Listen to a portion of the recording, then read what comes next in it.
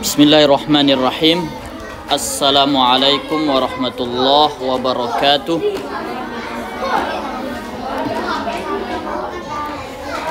Alhamdulillahilladzi anzala a'zamal kutubi ala a'zami khalqihi wa ashrafih lihadiyil insani wa irsyadih alladzi la ya'tihi al-batilu min bayni yadayhi wa la min khalfih al-muta'abbadu bitilawatih.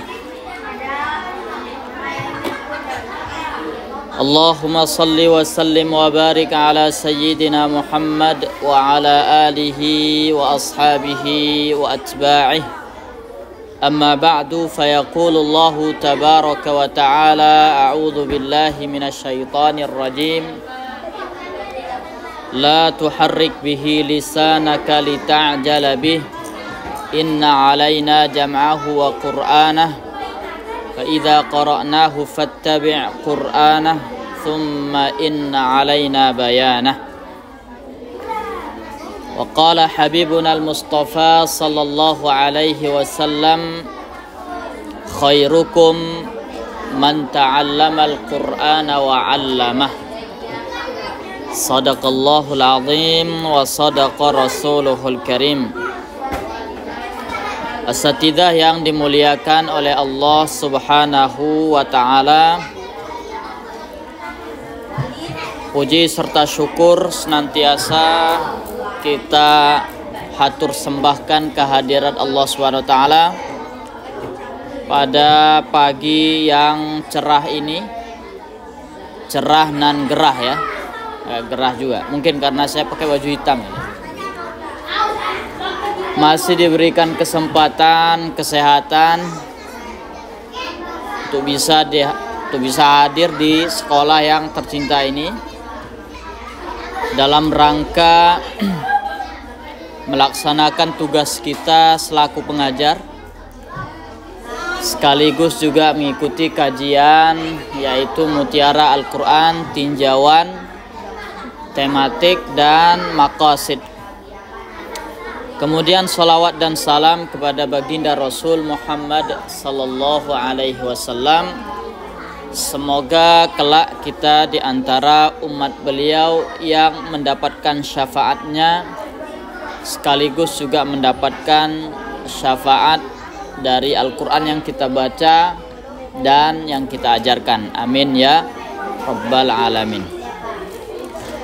Asatidzah yang dimuliakan oleh Allah Subhanahu wa ta'ala. Nah, pada halaqah kali ini kita sudah memasuki surah Al-Baqarah. Ya, walaupun masih awal-awal, artinya sudah satu surat kita lalui. Mudah-mudahan Allah cukupkan usia kita, Allah beri kesempatan, kesehatan, dan juga karunia-Nya sehingga bisa kelak entah kapan ini bisa kita selesaikan sampai surah An-Nas. Amin ya rabbal alamin. Baik, perhatikan surah Al-Baqarah yang sudah dikirimkan filenya di surah Al-Baqarah ya.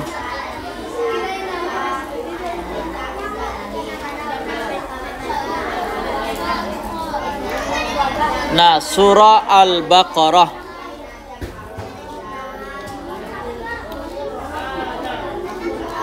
jadi ada beberapa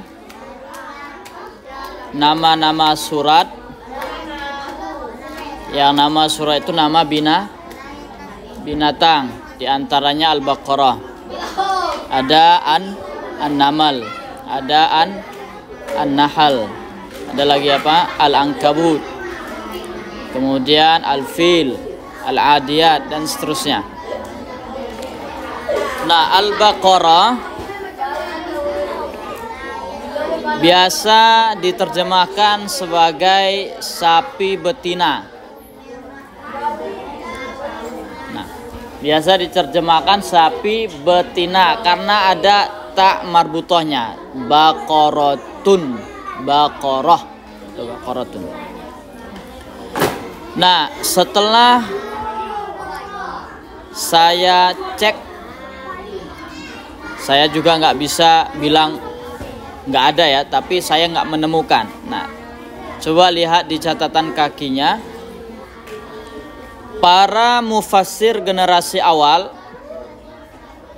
kalau generasi awal itu berarti generasinya minimal didapatkan riwayatnya lah ya.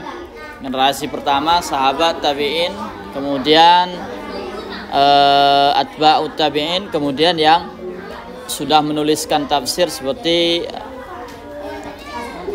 Al-Imam At-Tabari. Para mufassir generasi awal belum ada yang memberikan keterangan. Maksudnya di sini belum saya temukan. Saya nggak klaim nggak ada. Bahwa tak marbutoh pada kata baqaratun adalah bermakna ta'nits, maksudnya menunjukkan jenis kelamin. Ya, jenis kelamin, yaitu jenis kelamin betina. Makanya diartikan sapi betina, yang artinya berjenis kelamin betina, atau bermakna marrah, atau jenis juga, tapi yang diartikan seekor. Seekor atau sejenis sapi. Jadi dia tidak terlepas baik dia betina atau jantan. Yang penting seekor sapi. Nah, karena tafsiran mereka berdasarkan riwayat atau tafsiran bil ma'tsur. Karena riwayat ini kan biasanya kental dengan maknanya saja, maknanya ini, maknanya ini. Tapi kalau yang berdasarkan bahasa lughawi itu biasanya setelah dituliskan, atau buku tafsir setelah dibukukan. Adapun mufassir yang memberikan keterangan mengenai hal tersebut adalah Imam Ar-Raghib Al-Asfahani. Ar-Raghib Al-Asfahani, dalam kitab beliau namanya Mufradatu Al-Fadhil Quran. Kosakata lafaz Al-Quran. Beliau menyusunnya berdasarkan huruf hijaiyah, kamus. Misalnya hamzah, nanti apa-apa saja kata-kata yang ada dalam Al-Quran, kemudian maknanya secara bahasa. Kemudian ada juga ulama yang hampir sezaman, cuman beda beberapa tahun atau puluhan tahun saja. Imam Al-Baghawi, namanya Imam Al-Baghawi, dalam tafsir beliau Ma'alimut Tanzil fit Tafsiri wat Ta'wil. Nah, beliau berdua ini antara abad keempat, ya ini saya buat abad ke-6 karena awal-awal. Abad keempat dan kelima Hijriah. Atau kalaupun dibilang abad ke-6, ke-6-nya itu baru masuk. Nah, itu mengenai Al-Baqarah.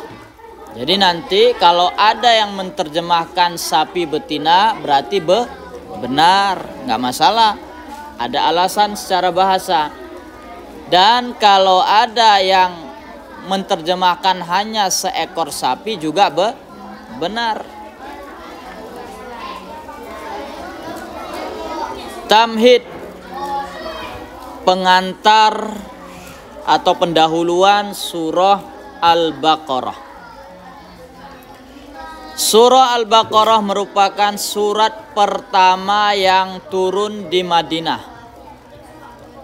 Surat pertama turun di Madinah. Jadi setelah Nabi hijrah, pertama sekali turun surah Al-Baqarah.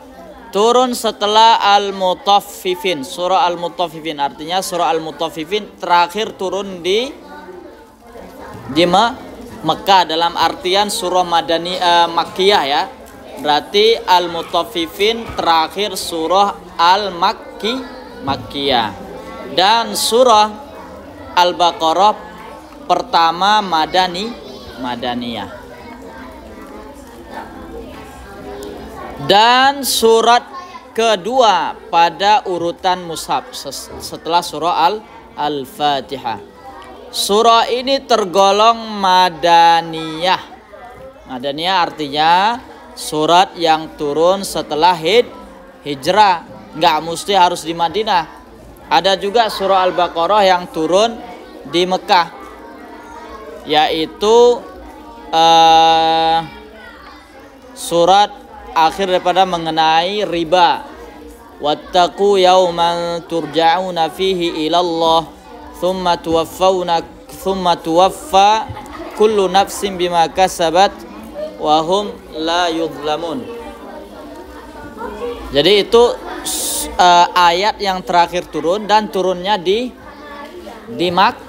Makkah. Namanya tetap Madaniyah karena dia turun setelah hijrah. Itu ayat yang terakhir turun dan di surah Al-Baqarah. Turunnya di Mekah pada saat haji wada. Terdiri dari 286 ayat. Nah, itu kalau mushaf yang kita baca sekarang itu ayatnya 286. Nah, apakah ada perbedaan penomoran ayat? Ada. Coba perhatikan di catatan kaki nomor 5. Berdasarkan hitungan Kufah yang tadi 286 itu hitungan ahli Kufah. Ahli Kufah itu kalau sekarang di Irak. Ada kota namanya kota Kufah, kota yang tua ya, kota tua. Sedangkan hitungan ahli Basrah berjumlah 287 ayat. Basrah juga Irak. Antara Basrah dan Kufah itu dua kota besar, dua kota yang maju pada zaman itu.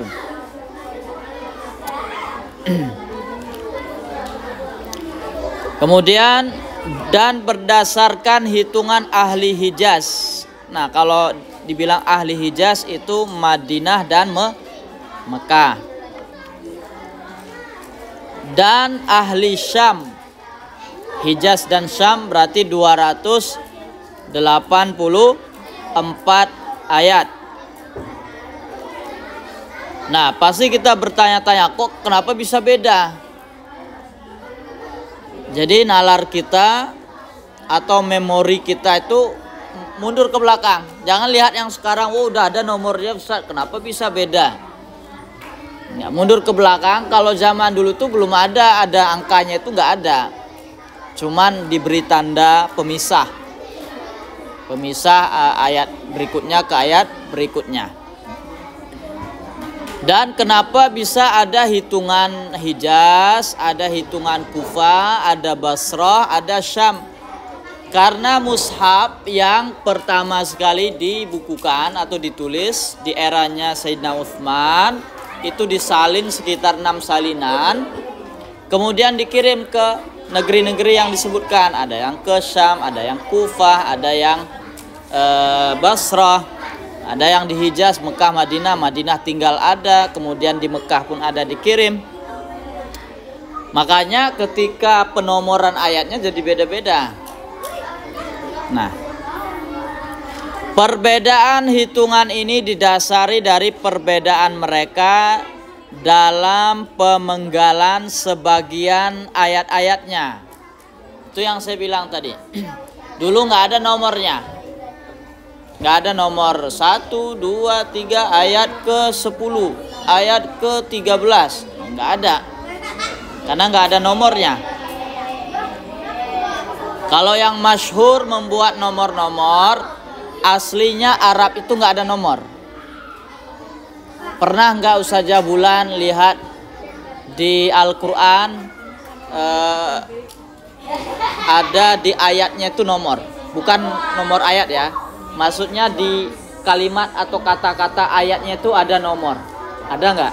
Misalnya nomor 40, arba'ina lailah, misalnya tulis 40 lailah, ada nggak? Nggak ada, yang ada cuman bacaannya arba'ina lailah. Nah, ini menandakan bahwa Arab dahulu tidak mengenal angka. Angka itu datang belakangan. Makanya kalau ada nomor-nomor ayat dulu asalnya yang pertama atau yang pendahulu ya, yang membuat itu termasuk yang awal-awal India sama Urdu, Pakistan. Makanya dulu ada nomor-nomor yang mirip Urdu masih awal-awal. Mushaf cetakan awal angka 2 dibuat gini. Kemudian nanti angka 4, angka 5-nya yang lope, lop, nggak bulat gini. Nah, makanya yang lop itu Urdu, Pakistan. Kalau yang bulat itu yang Arab modern maksudnya ya. Yang kita bilang nih kalau Arab berarti Arab yang belakang, bukan yang dulu. Kalau yang dulu yang turunnya Al-Quran nggak ada mengenal angka, yang ada cuma pelafalan angka 20, 40, 100 semuanya ditulis terus. Kayak kita kalau bahasa Indonesia misalnya kalau 100 kan ada angkanya 100. Kemudian tulisannya pun ada 100. Kalau Arab nggak ada. Kalau 100 ya mi'ah, nggak ada mi'ah, 1 habis itu titik.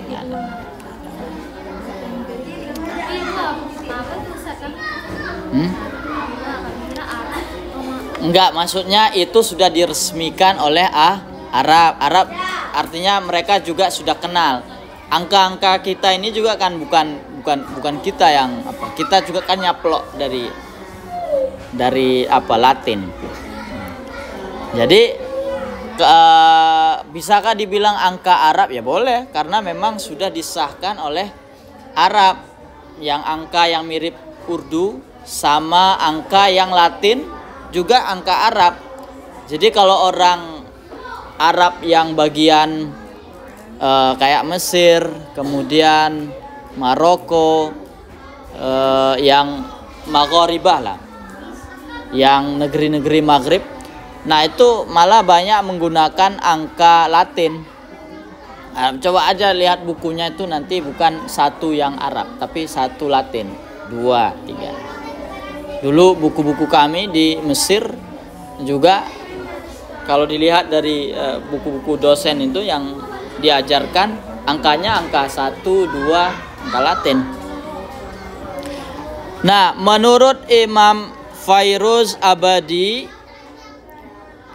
kalau saya kutip Imam Fairuz Abadi, ya ini biasanya dari kitab Basairu Dzawit Tamyiz fi Lataifi Al-Kitabil Aziz.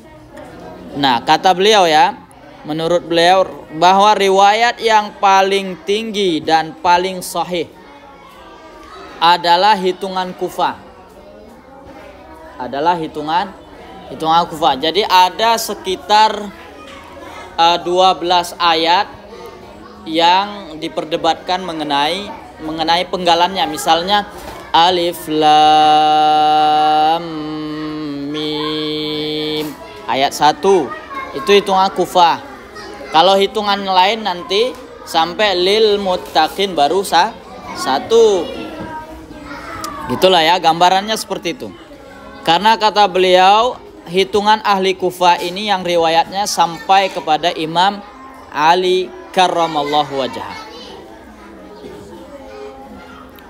Nah, kembali lagi ke sini.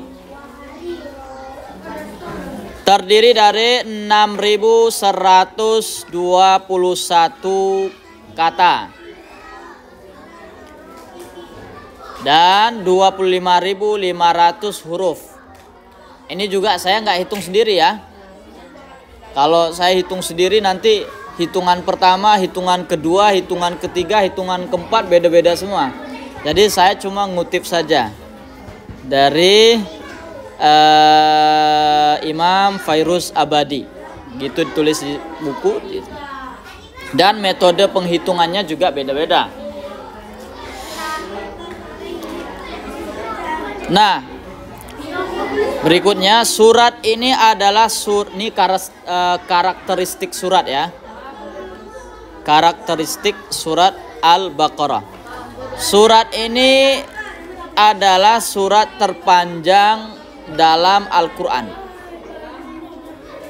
Kalau dihitung-hitung hampir 2 juz setengah, kurang sedikit aja 2 juz setengah, dengan jumlah ayat dan halaman terbanyak. Ayatnya juga terbanyak, halamannya udah pasti terbanyak. Di dalamnya ada ayat terpanjang, yaitu ayat 282, ayat mengenai utang piutang.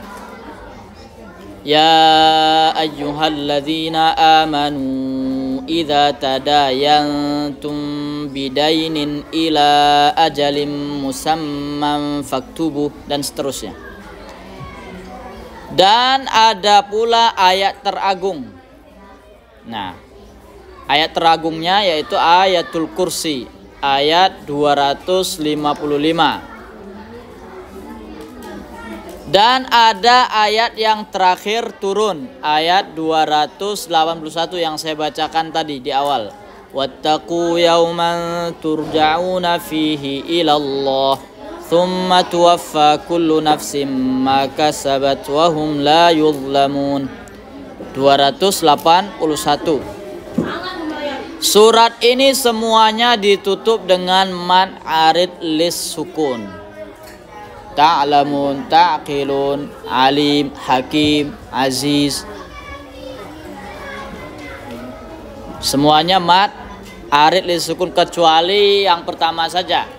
Alif lam mim. Kalau kaidahnya mad arid lis sukun, tapi ada penamaan sendiri, yaitu mad lazim mukhaffaf harfi. Dan huruf terakhir pada penutup ayatnya, maksudnya ketika ayatnya ditutup, huruf terakhirnya apa saja? Kum linudabbiro, disingkat dengan kata kum linudabbiro. Ada qaf, ada mim, ada nun, ada dal, ada ba, ada ra, yang masing-masing hanya satu ayat. Yang nun apalagi ya, nun banyak, mim banyak, tapi yang masing-masing cuma satu tok, itu lam sama qaf. Kalau lam yang sawa as-sabil akhirnya. Kalau qaf wa ma lahu fil akhirati min khalaq. Ini bisa dilihat nanti. Kalau di sini yang nomor 7 yang berakhiran lam adalah ayat 108. Yang berakhiran qaf ayat 200 ya. Nah, berikutnya sepakat para ulama, ini nama-namanya. Sepakat para ulama bahwa nama utama dari surat ini adalah Al-Baqarah. Ini nama paling terkenalnya. Bahkan hampir semua, nggak ada kita dengar pernah menyebutkan nama lain selain daripada Al-Baqarah. Saking terkenalnya nama Al-Baqarah, yang berarti seekor sapi atau sapi betina. Adapun nama-nama yang lain adalah ada As-Sinam atau As-Sanam. As-Sanam ya, atau As-Sinam. Az-Zurwah atau Az-Zirwah. Ada Az-Zahra. Ada Al-Fustat. Nah, kenapa disebut Al-Baqarah? Ia dinamai Al-Baqarah yang berarti seekor sapi atau sapi betina, karena di dalamnya ada tema pokok kisah Bani Israel dengan Nabi Musa alaihissalam perihal seekor sapi yang disembelih atas perintah Allah untuk mengungkap kasus pembunuhan. Karena ada kisahnya khusus. Kemudian dinamai Az-Zahra yang berarti terang atau bersinar atau bercahaya, karena surat ini ada riwayatnya itu ya, yang Iqra'u Az-Zahrawain, bacalah dua yang bersinar, dua yang terang benderang, yaitu surah Al-Baqarah dan surah Ali Imran. Karena surat ini akan menerangi wajah pembacanya di hari kiamat, serta menerangi jalannya dengan cahaya hidayah menuju kebahagiaan dunia dan akhirat. Ya, jangankan surah Al-Baqarah ya, yang surah-surah lain juga yang sering baca Quran itu wajahnya berseri-seri. Bukan hanya di akhirat, dunia pun tampak. Ya kan? Nampak dia nggak keruh. Kemudian walaupun wajah hitam, kan ada wajah orang hitam kan, tapi ketika dipandang enak dilihat karena ada cahaya iman dan cahaya Al-Quran. Disebut as-sinam atau as-sanam atau az-zurwah yang berarti puncak. Likulli syai'in sanamun wa sanamul Quran suratul Baqarah. Artinya puncak atau tingkatan tinggi. Karena surah ini, saya buka dulu dia apa.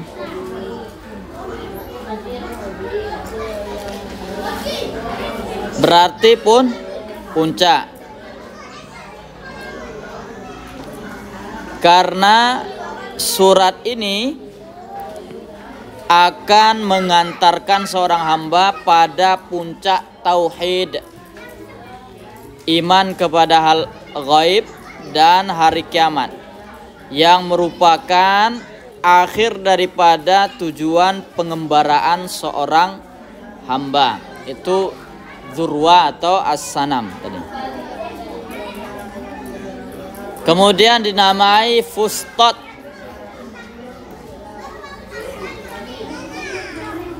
yang berarti tempat berteduh. Bisa dibilang kalau sekolah ini fustotnya musola ini, karena ini atau aula lah ya, yang banyak dijadikan tempat pertemuan, tempat ya pokoknya tempat-tempat yang penting lah. Tempat berteduh atau bisa juga diartikan sebagai pusat, karena surah Al-Baqarah merupakan tempat berteduh atau pusat dari surat-surat yang lain. Karena banyak memuat tema-tema mulai dari akidah, hukum-hukum, kisah-kisah yang tidak ada pada surat-surat lain. Makanya dulu sebelum namanya sekarang Kairo itu namanya dulu disebut Fustat karena ibu kota. Jadi ibaratnya surah Al-Baqarah ini ibu kotanya surat-surat yang lain. Kalau Al-Fatihah kemarin induk, kalau surah Al-Baqarah ibu kotanya, karena kalau ibu kota itu di situ tempat perekonomian, benar nggak? Di situ tempat pemerintah, kemudian penduduknya padat. Yang tadi yang kita gambarkan tema-temanya lebih banyak dibandingkan surat yang lain.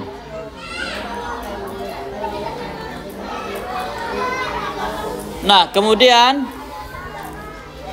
cukuplah keutamaan surat ini dengan memiliki nama-nama yang menjadi identitasnya serta kedudukannya yang tinggi.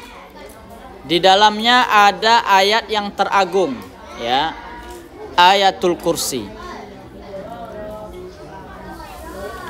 Ibaratnya kalau dalam riwayat disebut sayyidatul ayat, artinya pemimpin ataupun bosnya ayat-ayat Al-Quran. Itu ayat kursi. Serta beberapa ayat di dalamnya memiliki keutamaan seperti awal ayat atau awal surat, mulai dari ayat 1 sampai 5 kalau hitungan Kufah, atau hitungan yang lain 1 sampai 4. Dan ada pula penghujungnya 284, 286 yang dimulai dari lillahi ma fis samawati wa ma fil ard.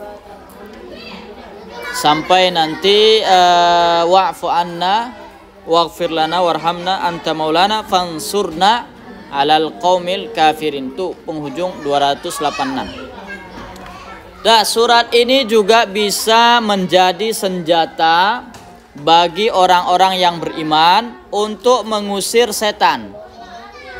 Jadi surah Al-Baqarah ini yang memiliki garansi khusus. Walaupun surat-surat yang lain boleh dipakai, tapi surah Al-Baqarah ada riwayat khusus untuk bisa mengusir setan dari rumah-rumah mereka. Sebagaimana sabda Rasulullah SAW dalam riwayat Imam Muslim, la taj'alu buyutakum maqabira. Janganlah kalian jadikan rumah-rumah kalian seperti kuburan. Maksudnya ya penghuni kubur ada ribut nggak? Pernah nggak Ustazah Yanti dengar penghuni kubur ribut? Atau sibuk ibadah, sibuk baca Quran, ada nggak? Nggak. Inna syaitana yanfiru minal baitil ladzi tuqra'u fihi suratul Baqarah. Setan akan lari tunggang langgang, lari terbirit-birit dari rumah yang dibacakan di dalamnya surah Al-Baqarah. Ya minimal hidupkan MP3-nya lah, walaupun nggak baca itu juga ya, insya Allah lah, mudah-mudahan setannya pergi lah. Daripada lagu karo,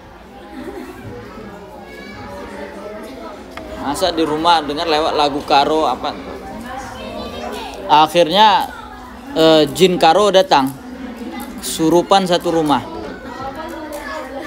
Iyalah, jinnya pun jin nande karo. Nah itu bacakan surah Al-Baqarah untuk mengusir setan. Makanya kalau orang kesurupan, dah anggota keluarga baca aja surah Al-Baqarah. Nah di sini ada catatan kakinya. Perhatikan supaya tidak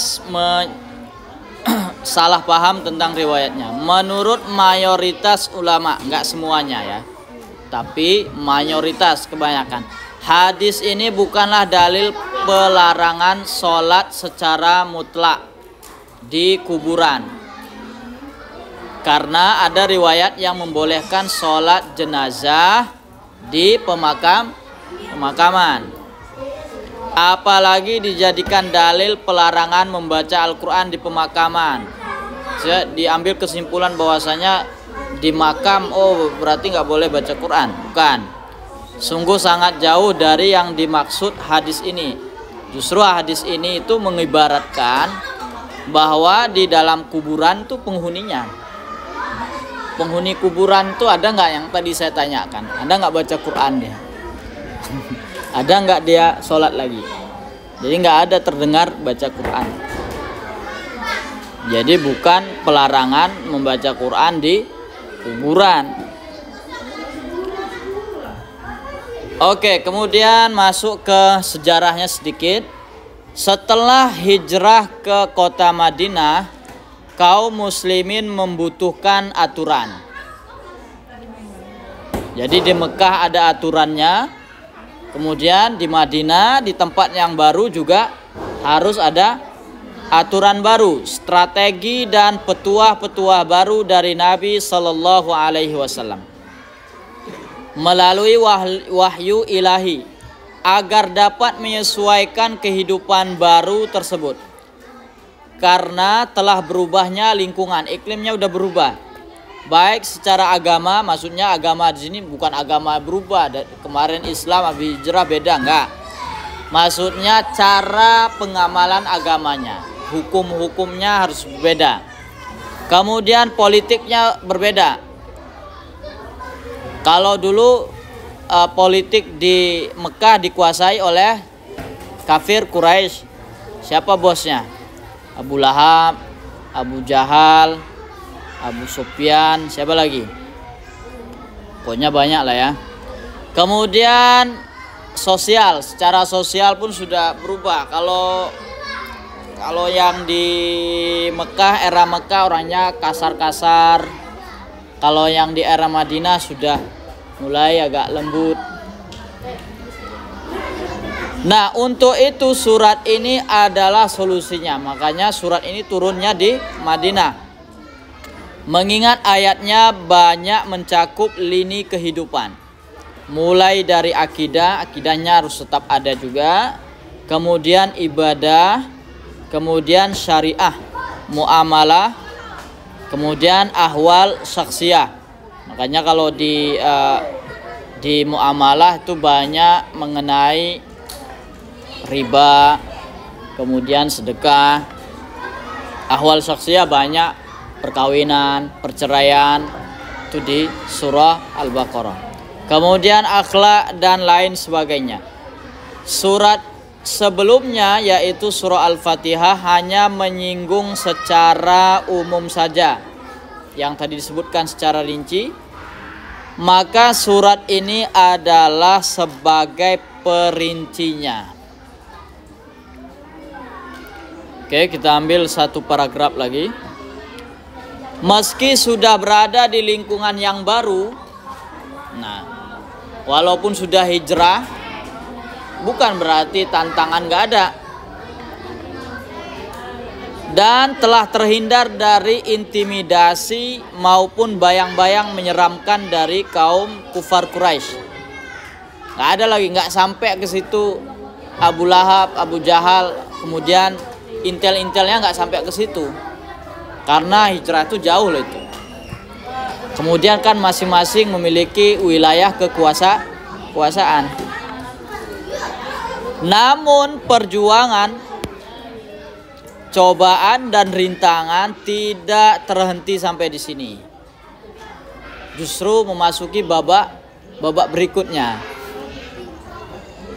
Pasalnya yang hidup di berdampingan dengan kaum muslimin adalah orang-orang Yahudi yang berwatak licik dan bermental culas. Nah, ini memang dari dulu udah kayak gitu. Bahkan jauh-jauh dari masa Nabi Musa memang udah seperti ini.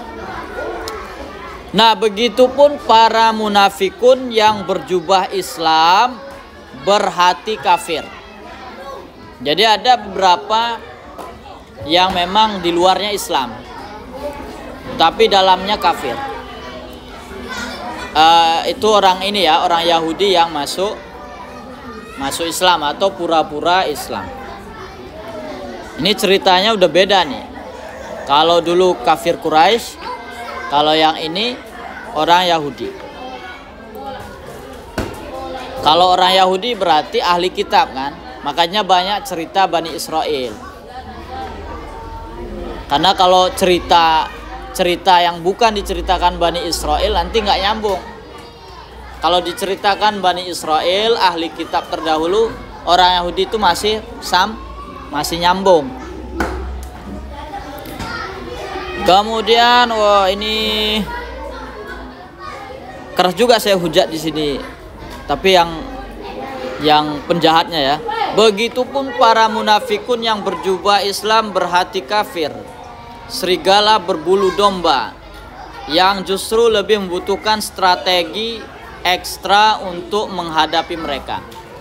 Jadi makanya kalau ayat yang tentang orang munafik justru lebih panjang. Ayat tentang orang kafir cuman 1 ayat, 2 ayat saja. Ayat orang tentang beriman juga nggak terlalu banyak, tapi ayat orang munafik lebih banyak, 13 ayat. Tapi nanti ini untuk berikutnya dijelaskan lebih detail. Nah, itulah ya. Sampai di sini dulu.